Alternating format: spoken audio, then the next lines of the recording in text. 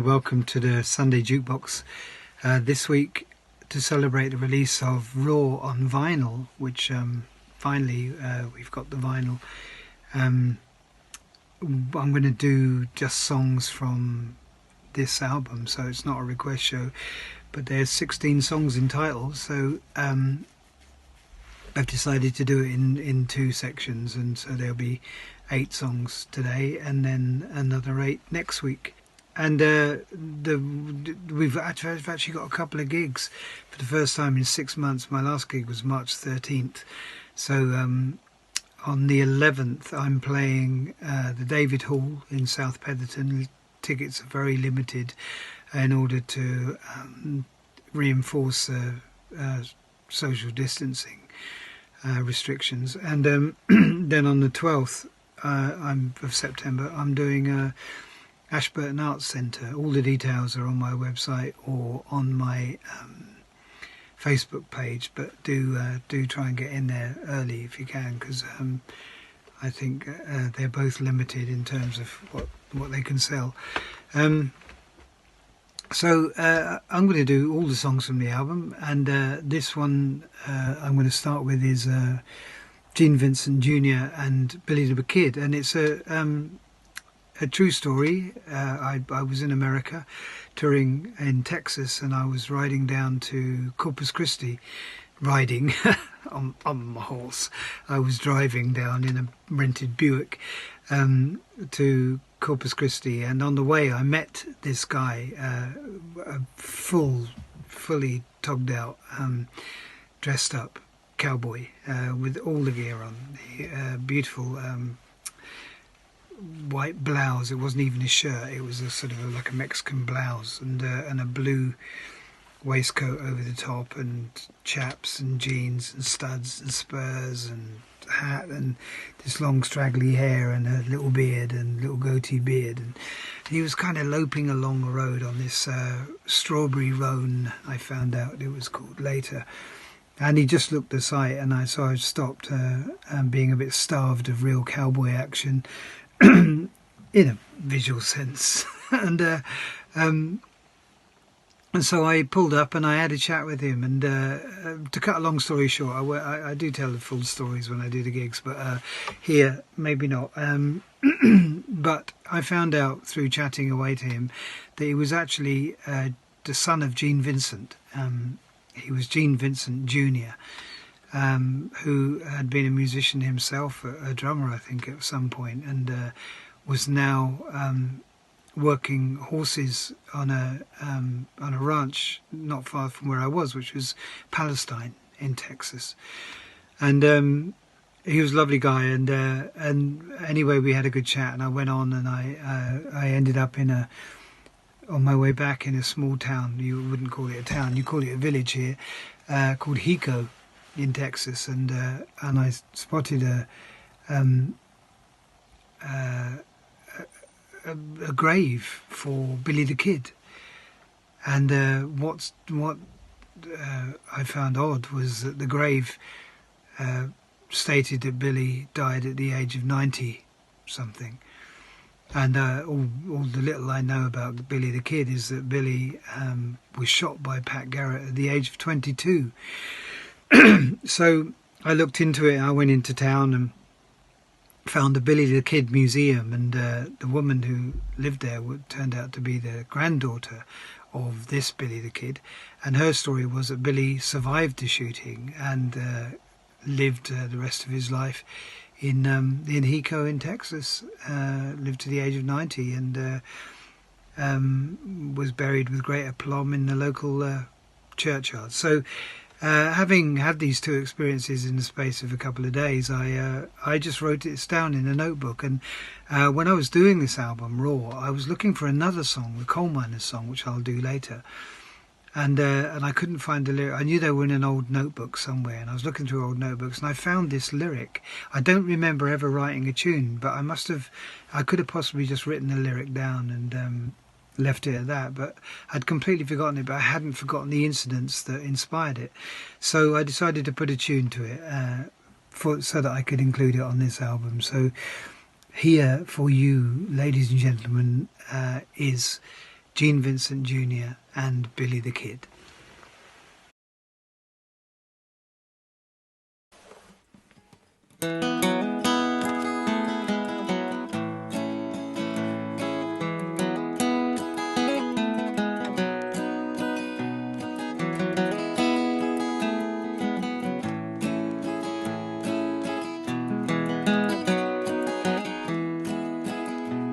He was riding to Palestine, Texas.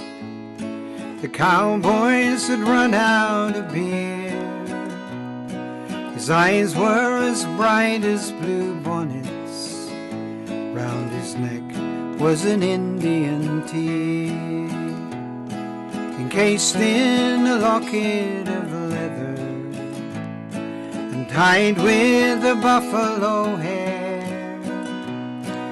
protect him from cats and coyotes, and speed on his strawberry mare.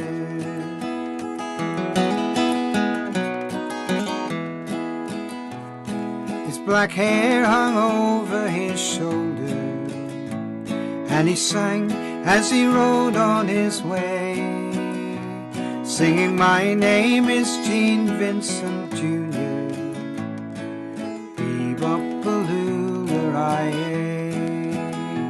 With his white blouse and knitted blue waistcoat, his chaps and his cowhide canteen, he was the best looking rock and roll cowboy this tired English picker had seen.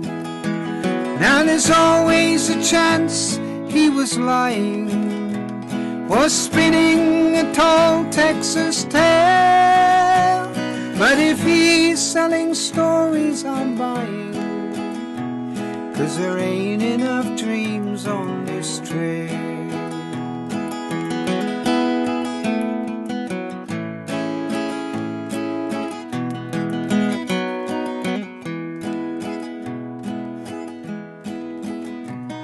In a roadside attraction in Eco, she talked about Billy the Kid. She said he was kin thanks to Grandma, and she told me the things Billy did. She said he didn't get killed in that gunfight. Garrett buried another poor Bill, and he lived here until he was 90 in a cedarwood house on the hill. Now there's always a chance she was lying or spinning a tall Texas tale, but if she's selling stories I'm buying, 'cause there ain't enough dreams on this trail.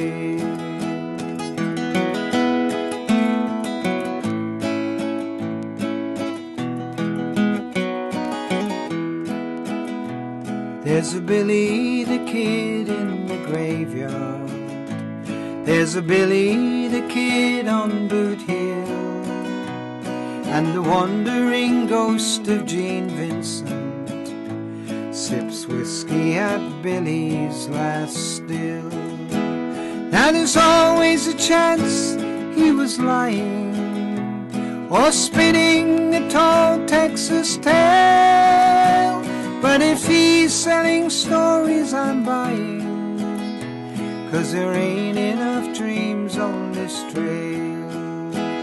His grey hair hung over his shoulder, and he sang as he rode on his way, when Billy the Kid drew his welfare, singing bebop-a-loo.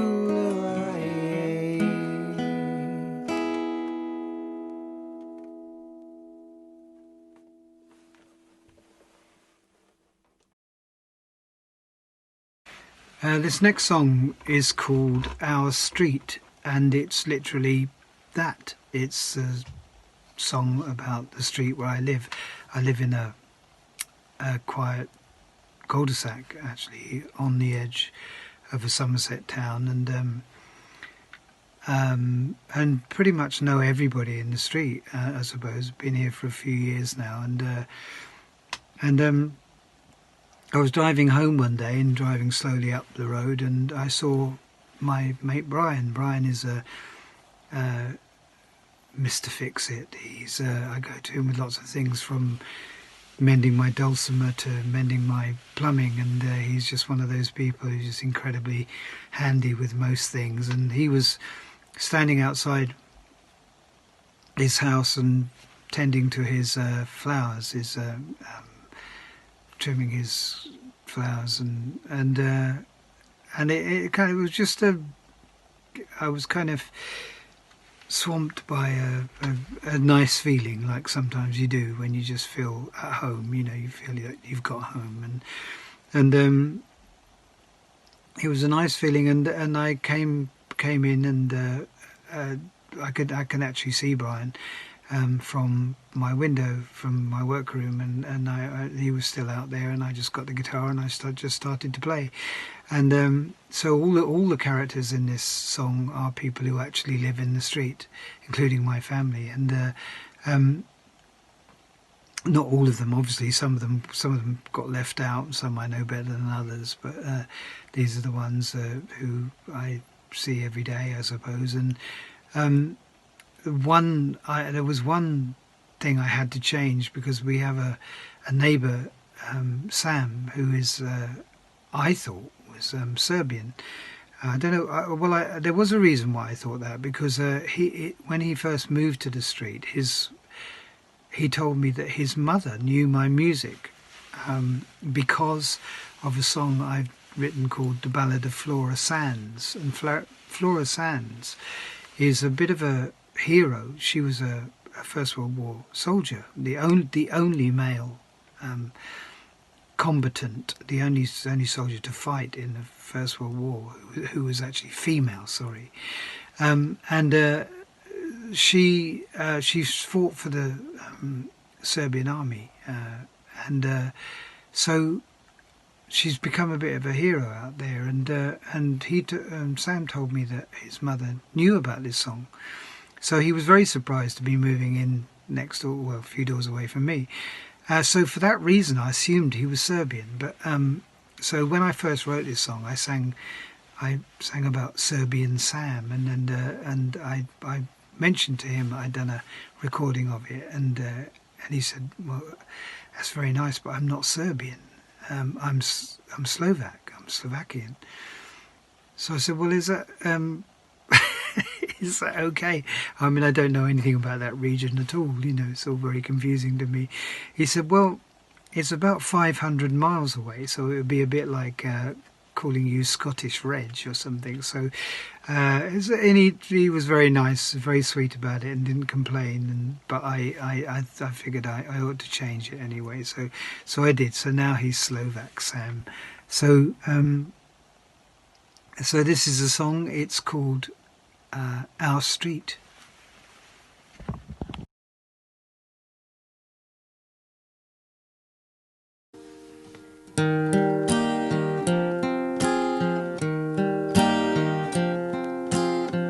Brian trims the window boxes, Trudy sweeps the step, Doreen's pruning George's roses, Doreen won't forget. Dave is touching up the paint on David's business van. Simon's talking engines to his neighbour Slovak Sam.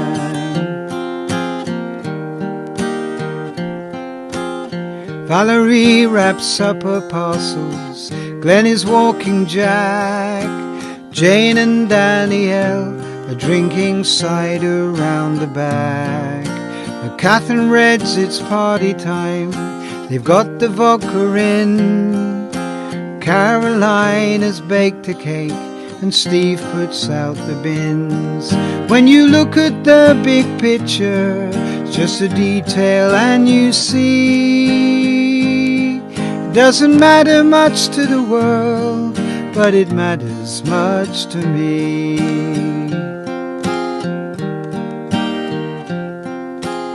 Toby's at the window, shouting at the cars. Leonard smiles at everyone and smokes his strange cigars. Rue and Emma walk the baby, dressed up like the elves. A few doors down, the quiet men keep themselves to themselves. When you look at the big picture, it's just a detail and you see. Doesn't matter much to the world, but it matters much to me. Wednesday comes the Coleman's van, and every Sunday comes the ice cream man.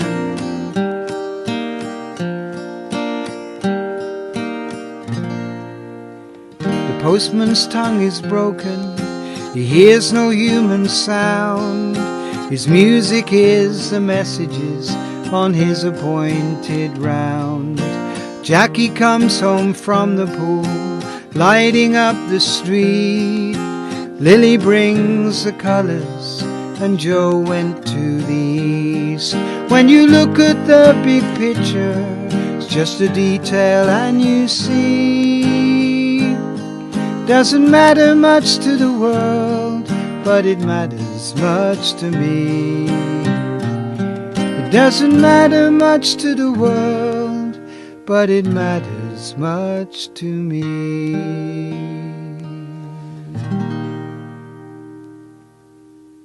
Our Street.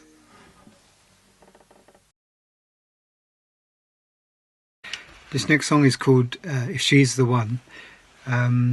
Not all my songs are based on historical events or historical characters or tragedies.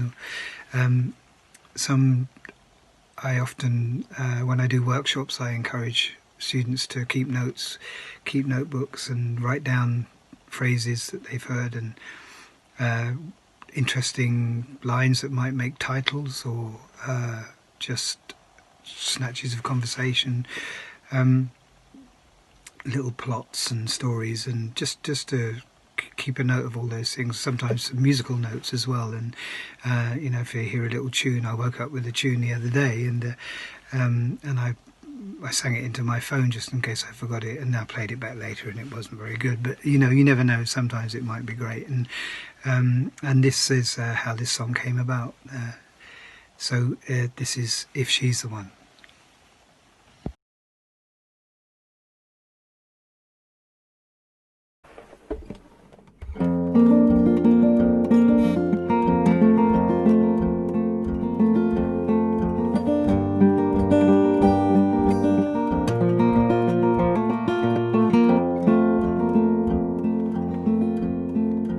Thought I saw her face again in the window in the rain, and I swear I heard her voice again last night above the train. Was it just a trick of light? Was it just the wind? What would I do anyway if I saw that girl again?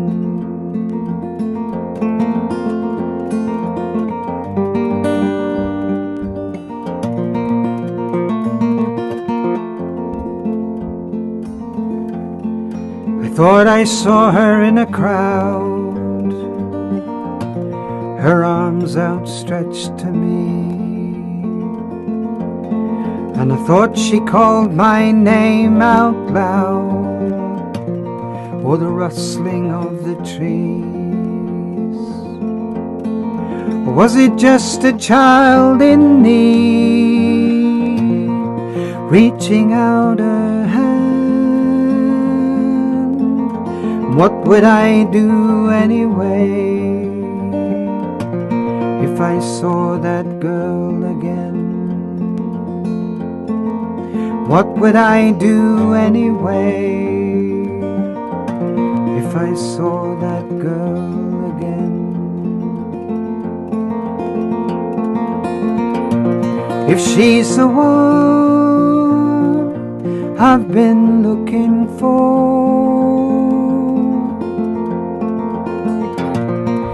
If she's the one, then what now?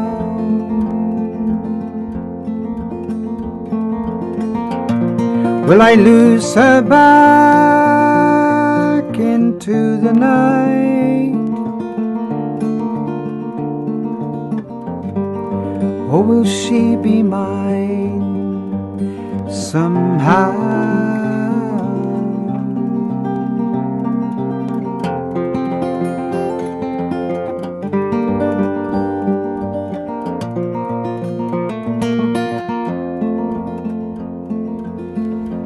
In the still of night a baby cries, the purity of need, and in the earth the promise lies, the harvest and the seed. But if I go the world around and looking every face, the beauty that my heart has found, no beauty can replace.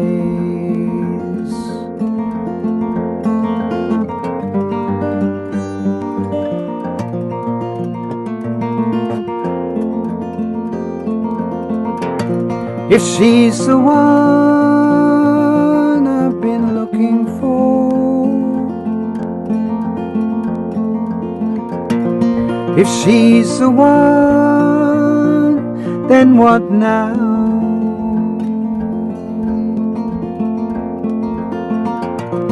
Will I lose her back into the night?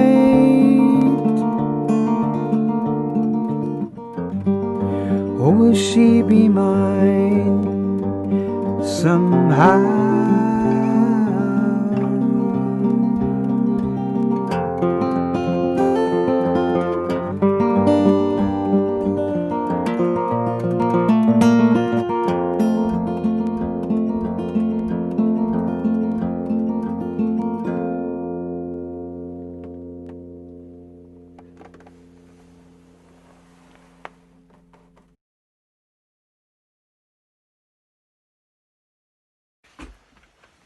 This song is called Crossbones Graveyard, and it's a story. I can't remember how I first discovered this, but it's a story about a plot of land in London which has been rediscovered as a graveyard. It was originally, back in the 1700s, it was known as the Single Woman's Graveyard, and it was in a part of London called the Clink, which I believe was outside of the normal laws and jurisdictions. It was where all the brothels and all the criminals hung out and stuff. And this is on Southwark on the river, and so this was away from the centre of London, I guess. A bad area to be, and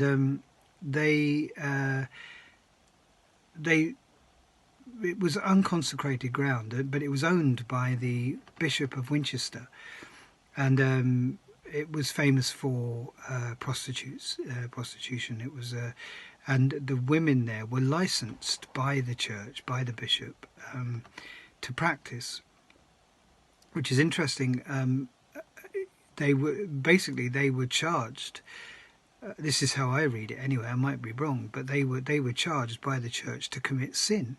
The church considered to be sin, and then they were, because they were so vulnerable, these women, obviously, and many of them died, and because they were sinners, they were buried in unconsecrated ground. So really interesting hypocritical move by the church there. They were happy to take their money, their taxes or whatever they called them, but then they wouldn't honour them with a decent burial. So anyway, this graveyard was believed to have held up to 15,000 bodies, and back in the 90s, they did some excavation, and they found that these bodies were crammed in. In fact, the reason they stopped using it as a burial ground was because they couldn't get away with it anymore, cramming bodies into this small space. And the majority of the bodies they found were of single women, were of women, many of them pregnant, and also a large percentage, I think about 11% of the bodies were of babies, of children that had also died, and either in the womb or as infants. And so there's some bad stuff going on there, and in the name of the church, I guess. And I think I said they were licensed by the Bishop of Winchester, and so for this reason they were known, the women were known as the Winchester geese. And then recently there's been a move to try and protect this piece of land, obviously to try and preserve the ground in honour of those who ended their lives such a poor fashion. And so there's a group set up, and you can go and see the Crossbones graveyard. If you look it up, you'll find it, and it will show you a map and everything. If you are in London, and if you do go along, do help out. Do donate or whatever. I'm sure they've got ways of donating. And I know they have a service every year. They have a celebration.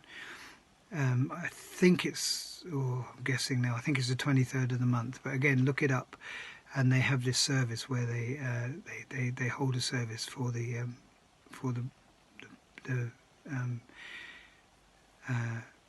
tenants, the people who were buried there. So this is my version. This is my version of the story, and it's called the Crossbones Graveyard.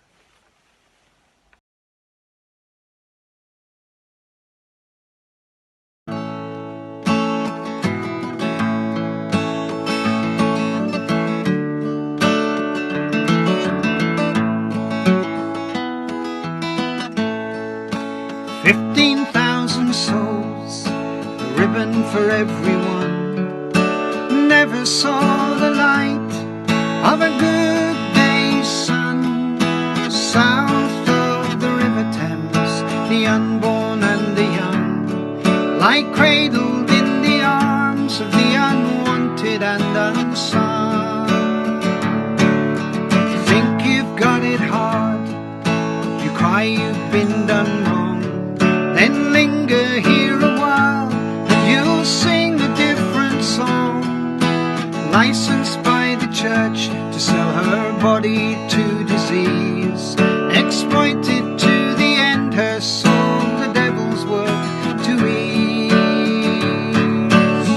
Down in the crossbones, down in the crossbones, down in the crossbones graveyard.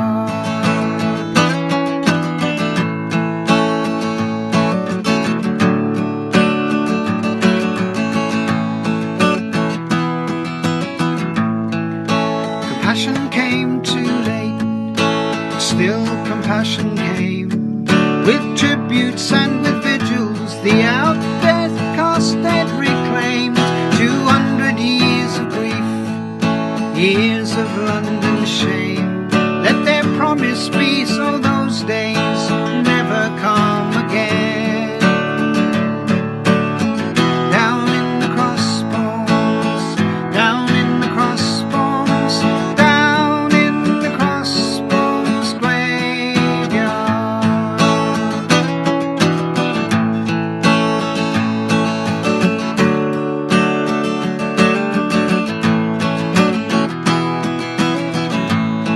By prayers they'll be remembered, by herbs and flowers restored, and strangers breathe their sorrow in every heartfelt word. The priest anoints with water in a ritual of regret, and the goose will beat her wings again, and we will not forget. Down in the crossbones, down in the crossbones, down in the crossbones graveyard.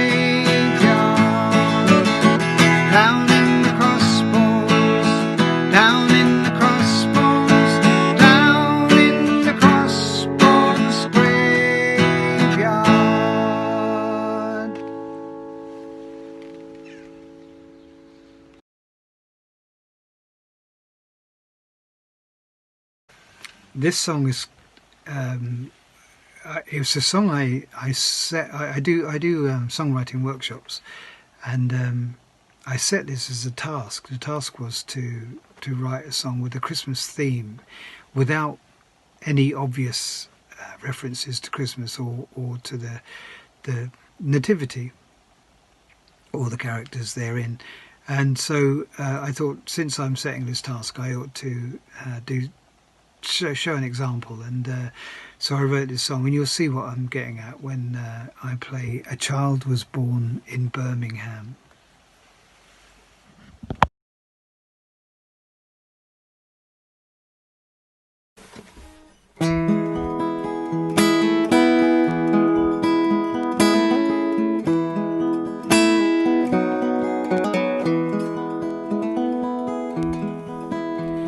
It was to the town of Birmingham my love and I did go, with little money to our name, through bitter ice and snow. The way was hard and slow. We stopped in every cheap hotel, but no room could we find. My darling, she was tired and cold, and closer to her time, till a landlord at the Bullwing Bar said, "I've got a room behind. It isn't 5-star mind." And in the back room of the Lion and the Lamb, a child was born in Birmingham.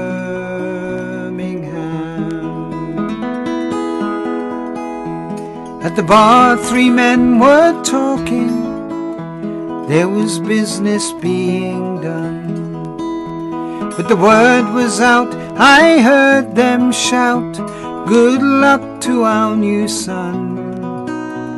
"Come in," I said, "you 3 wise men, and wet the baby's head."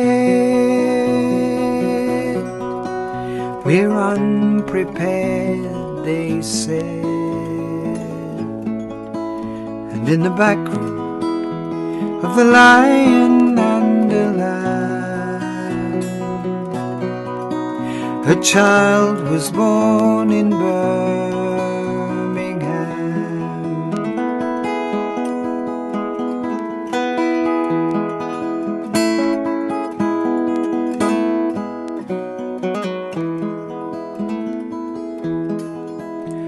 In a while the first to enter was a doctor from the east, wishing health and taking temperatures. He introduced the priest, who prayed the child find wisdom. Then he let the lawyer in, and the lawyer gave me money, said, "Buy your girl a golden ring." And in the back room of the Lion and the Lamb, a child was born in Birmingham.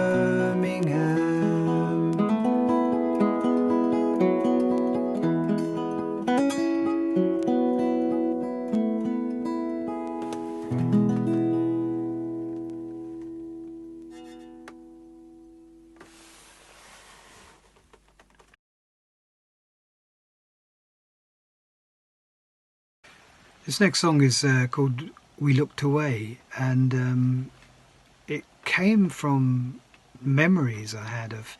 I played in Munich with Richard Morton, my ex-Panic brother, back in the days, and we did a science fiction festival in Munich, and I found out that we were quite close to Dachau, the concentration camp, and my morbid curiosity took me there to have a look at it, and it turned out to be a kind of memorial place.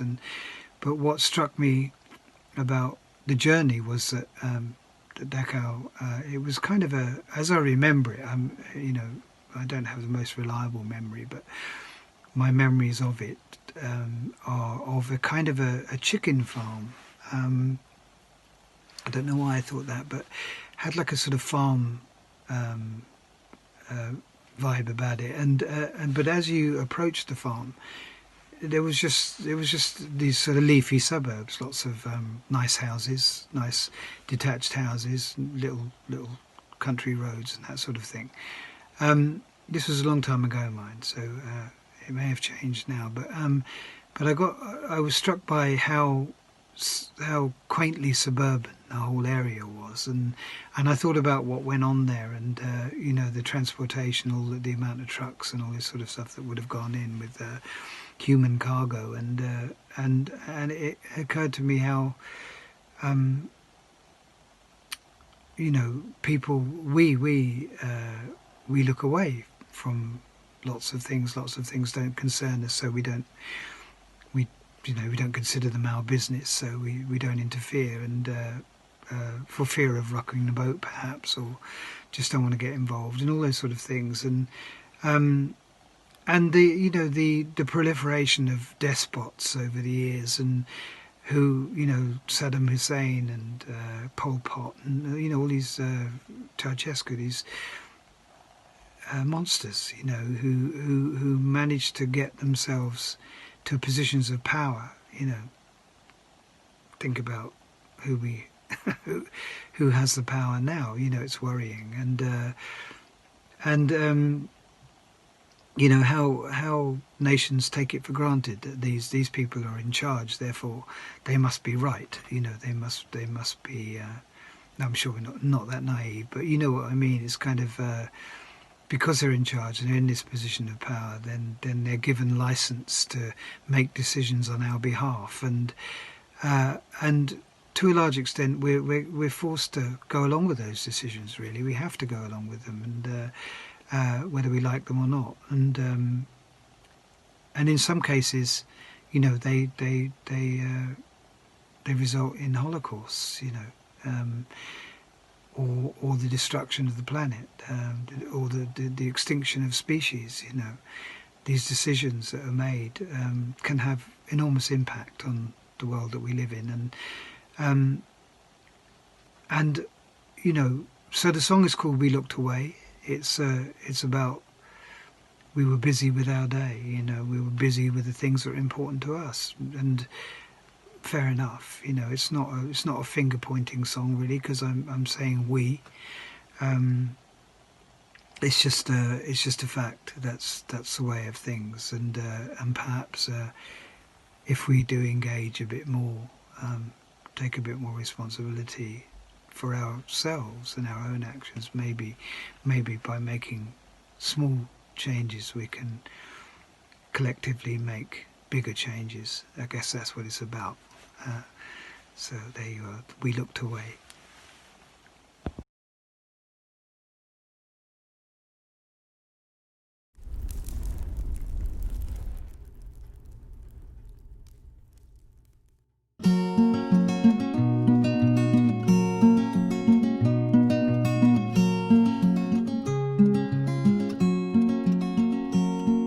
When the leaves were softly changing and the constant engines rolled, and the ancient air was rich with summer turning, while the war was far off raging, we were safe behind these trees, and nothing changed but something distant burning. There was talk and there were rumours, those who never came back home, troops on the streets and cries behind the curtains, those unsafe by their religion or the colour of their skin. Yes, we heard the news, but how could we be certain? No, we never asked the questions, we were busy with our day. We looked away, we looked away.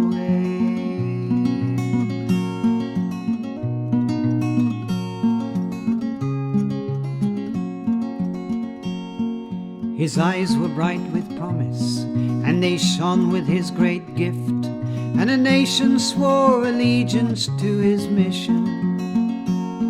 And his words rang like church bells, calling all lost souls to join and praise and to rejoice in his great vision. While the rivers turned to crimson, we were busy with our day. We looked away, we looked away.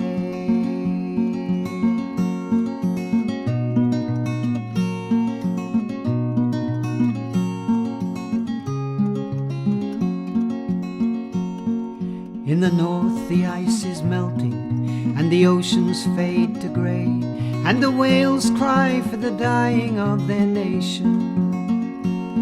And the earth is stripped and wasted, greed and progress have their way, while it sickens more with each new generation.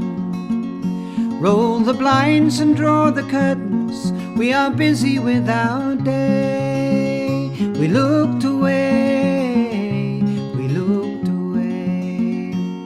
Come the hour of your judgment, would you take the stand and say, I looked away, I looked away.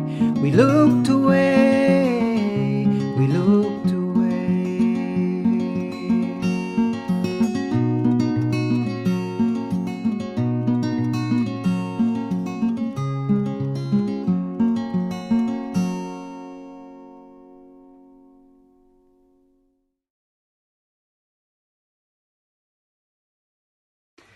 This song is called The Chainmakers, and it's a story about the chainmakers of Cradley Heath near Birmingham, who were mostly women, possibly all women.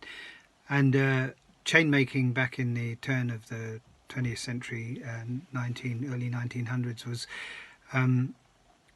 was a job for women, mostly working from home in that area. They were delivered steel by the foggers, as they were called, and the foggers would bring them steel, and then they would make the smaller chains.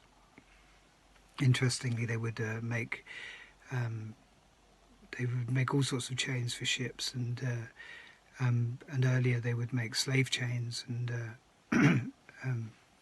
cruel irony there.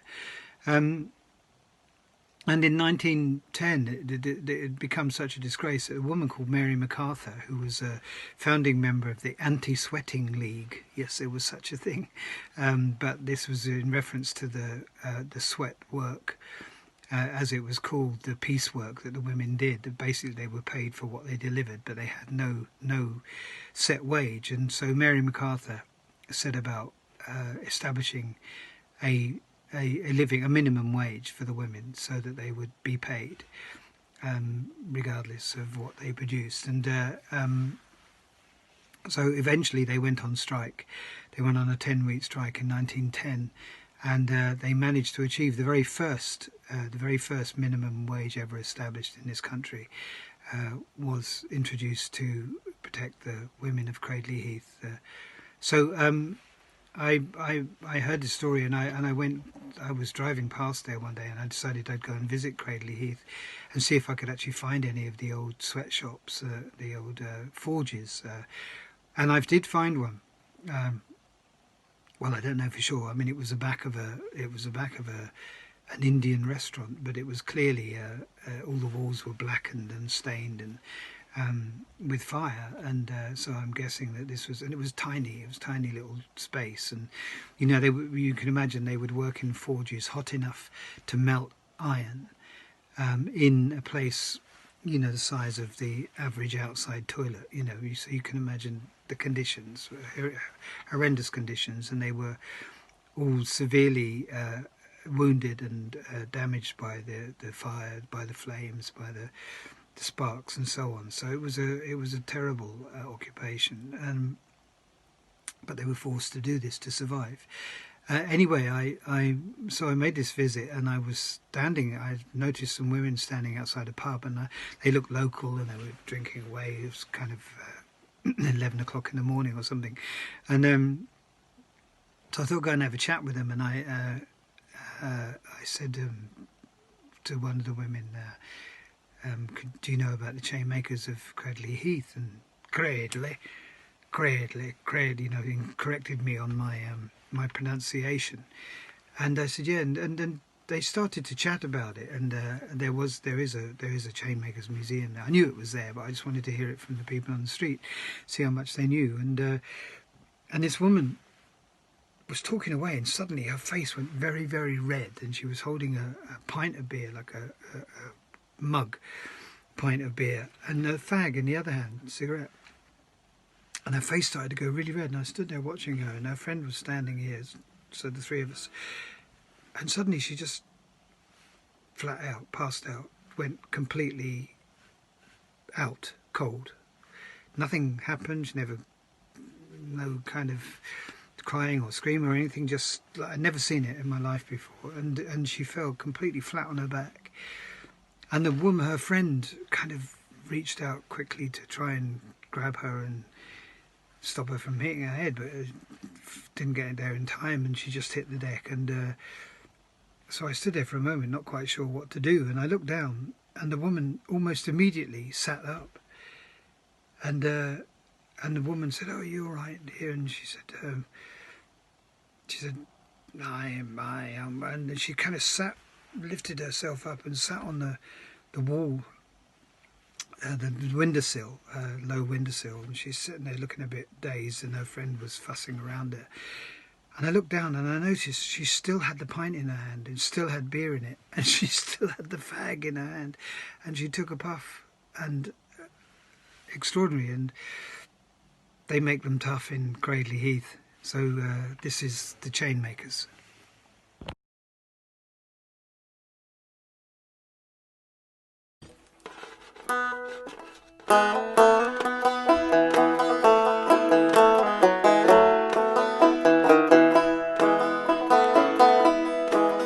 Lay down your hammer, rest your blade. Face those who make you slaves of your own trade. Rise up, you sisters of the far. Lay down your traces and your wire. Stand for the wages that you need, and not a victim of the master's greed. Take up your child in your strong arms, into the sunlight and away from harm. Rise up, you sisters of the meek, let the proud mother in you speak. Speak for your needs and for your age, and for your right to earn a living wage. Before the dawn to midnight's call, you work with forge to keep the bellows full. Fire on your skin and on your tongue, iron stock breath corrupts your lungs. No fire is greater than the sun, that burns in equal share for everyone. Child born and raised inside the flames, you've nothing to lose now but your chains.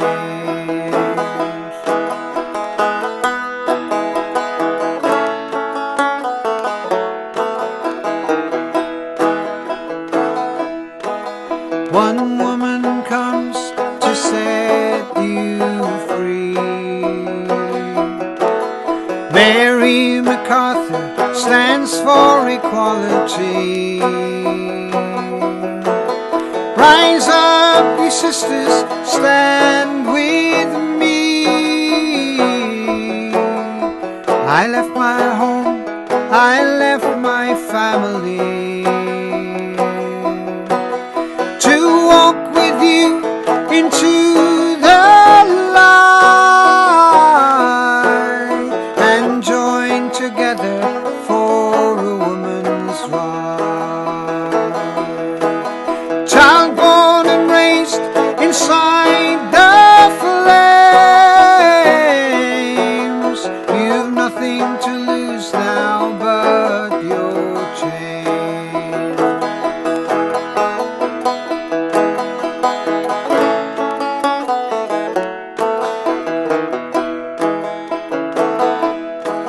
She shamed the masters, gave their names,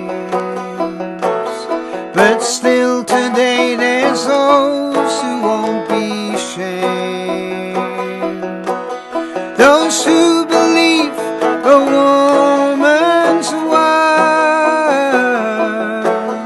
is less than them upon this earth.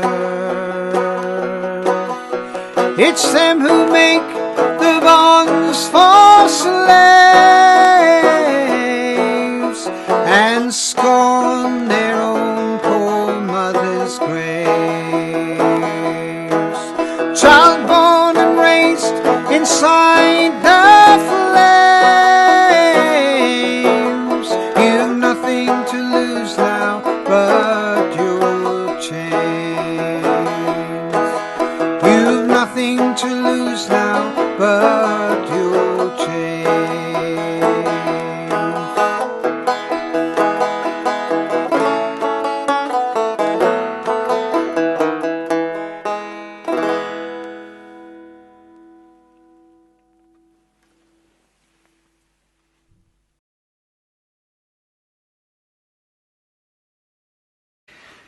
Hi, this final song I'm going to do today from the Raw album is called the Coal Miners Song, and it's a story about I can't remember when I wrote it. It was a while after the mines had closed in England and in Britain, and I had this kind of idea in my head for a while, and I wrote this song, and then it never really went. I never recorded it, and it never really went away. I always thought it was kind of worth singing, and eventually, when I was doing this album, I thought I'd see if I could find it, and I went through loads of old notebooks, and I'm glad I did, because I also found Gene Vincent Jr. and Billy the Kid in one of those notebooks, which I'd forgotten about as well. So it was a worthwhile excavation on my part. And the story behind this song is that when they were closing the mines, there was one mine, and I believe it was in Wales. I can't remember. Somebody did tell me which mine it was, and you can look it up. But it was really the story that they decided that the government had decided that the mines were closed. They said, well, they decided they wouldn't have it. You know, well, you can't just stop our way of life. You know, practically everybody in the village worked in the mines and had done for time immemorial. You know, that was their way of life. And if they, so maybe they could get a job in a factory or a shop or do something else, but that wasn't the point. The point was their life revolved around the mine, and they weren't going to let the big knobs in government, because it made sense to their number crunching sessions, to close the mine. So and so they bought it. They bought the mine. They pulled together and bought it. And I don't think it was particularly successful, but it was the act itself of taking control of their own destinies. You know, and those who know my work will know that last year I wrote 12 Silk Handkerchiefs, which is a similar story about the fish workers, the fishwives of Hull, deciding that they'd had enough of the government controlling their lives and deciding what was important and what wasn't, and how much their lives were worth. And government talks to the corporates, the bigwigs, the company bosses, and of course the company bosses give them one story, but that's not the true story. You know, the true story is the one on the street, in the factories, in the fish houses, on the ocean, and in this case down the mines. And so they took their lives into their own hands, which make a wonderful story. And the success of it is irrelevant. I think it was just the act of standing up to government and saying, no, you're not making any sense. You know, as usual, it just looks good to you on paper, but you're not looking at the real story and how this affects people's livelihoods, how it affects their social lives, you know, the things that are important for their mental health as well as their financial health. And so I'm going to play this today. It's called The Coal Miner's Song, and I'm going to play it on this, my Appalachian dulcimer. I'm showing you this because when I play it, you won't see it. It'll be flattened out like that, and it looks like I'm doing my accounts or something. And but I'm playing this. This is a mountain or Appalachian dulcimer made for me many years ago when I was 15, and I've played this a lot over the years on recordings. Most of my albums have a bit of dulcimer in, though you won't notice it sometimes, but it's just buried under the guitar, but it's just a nice little sound. And so I'll do Coal Miner's Song on this, and this is my Appalachian dulcimer from Camberley, which is where it was made. As far as I know, it's the only one he ever made, and I got it. So here you go, The Coal Miner's Song.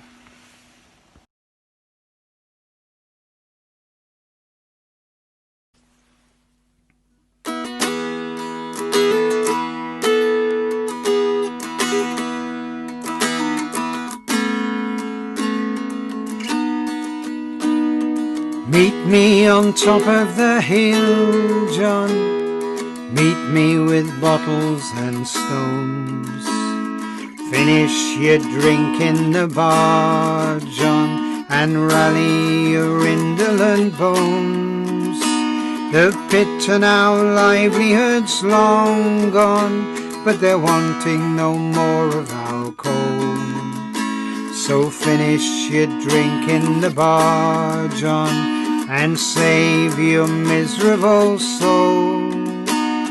Look at old Tom in the corner, he knows every ghost in this town.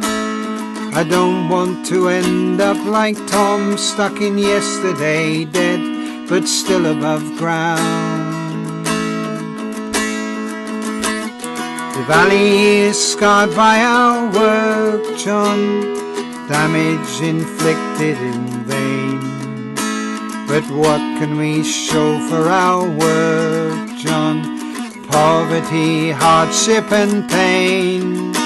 The pit's like some terrible wound now, carved in the face of the earth.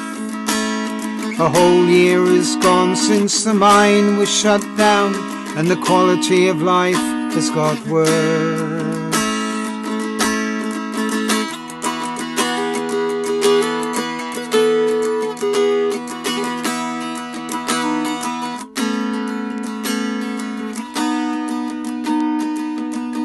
So finish your drink in the bar, John, though we may be a little bit tight. We'll go to the top of the hill, John, and we'll put this wicked world right. The daffodils bloom on the slag heaps, but their beauty is lost on this man. I see old Mother Jenkins, the blood on her fingernails, scratching the coal from the land. Finish your drink in the bar, John, meet me with bottles and stones. Meet me on top of the hill, John, and rally your indolent bones.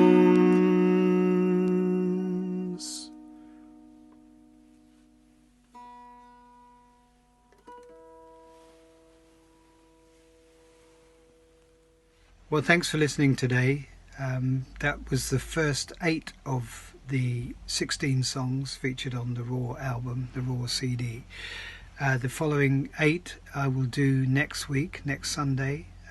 So do come back then, particularly if you've enjoyed these 8. And I just want to show you this, hot off the press today, the vinyl Raw album on vinyl.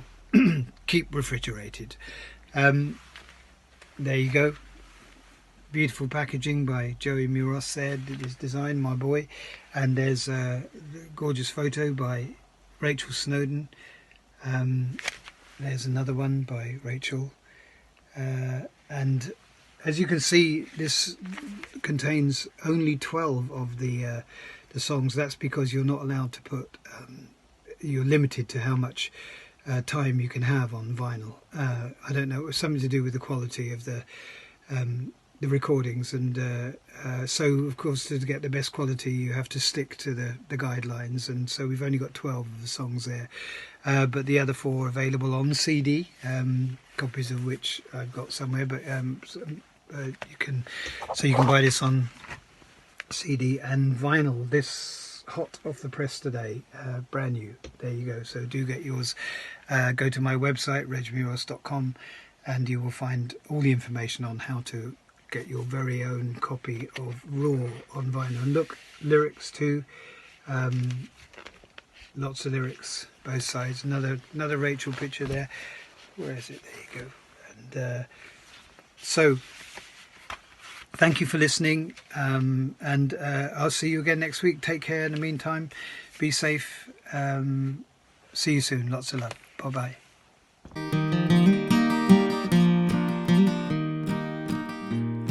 His black hair hung over his shoulder, and he sang as he rode on his way, saying, "My name is Gene Vincent Jr., singing bebop-a-loo-la-rie." With his white blouse and knitted blue waistcoat, his chaps and his cowboy canteen, was the best looking rock and